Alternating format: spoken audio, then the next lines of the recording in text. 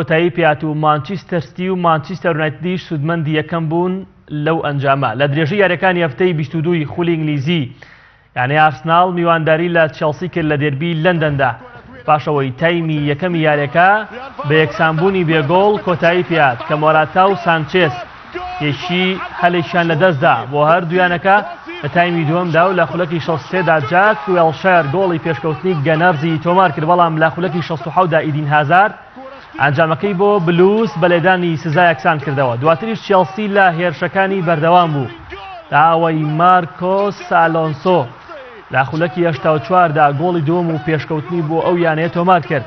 نزیکیش بوو یارەکە بە برنەوەی بلوز کۆتایی ببێت، بەڵام لە ئارسنال دوای زنجیرەیەک هێرش توانی لە خولەکی 92دا لە ڕێگەی هیکتۆر بلێرینی بەرگریکارەوە ئەنجامەکە یەکسان بکاتەوە. یاریەکەش بۆ یەکسانیە کۆتایی پێات و چێلسی پلەی دووەمی بۆ مانچستەر یونایتد لەدەستدایەوە.